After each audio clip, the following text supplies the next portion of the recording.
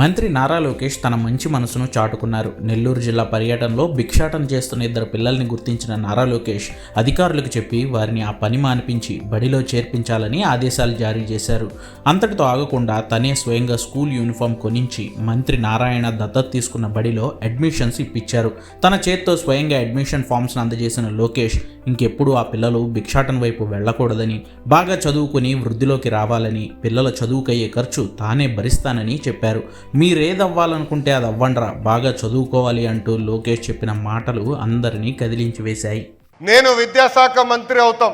గతంలో పంచాయతీరాజ్ గ్రామీణాభివృద్ధి శాఖ చేశా, కానీ ఈసారి విద్యాశాఖ మంత్రి అవ్వాలని నేను కోరా. అది టీవీలో వచ్చినప్పుడు చాలా మంది సీనియర్ల దగ్గర నుంచి జూనియర్ల వరకు అందరు నాకు ఫోన్ చేసి, అంత కఠినమైన శాఖ నీకు అవసరమా? సంఘాలు ఉంటాయి, మధ్యాహ్న భోజనం పథకం ఉంటుంది, స్కూల్ కిట్లు ఉంటాయి, ఇది చాలా కష్టమైన శాఖ, ఇది మీకు అవసరమా అని అడిగారు. అప్పుడు వాళ్ళందరికీ ఒకటే చెప్పా, ఛాలెంజ్ అంటే నాకు ఇష్టం.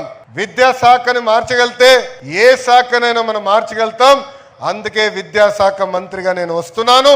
పిల్లల భవిష్యత్తు, మీ పిల్లల భవిష్యత్తు తీర్చిదిద్దేదానికే నేను విద్యాశాఖ మంత్రి అయ్యానని ఈ సభాముఖంగా తల్లిదండ్రులందరికీ నేను తెలియజేస్తున్నాను.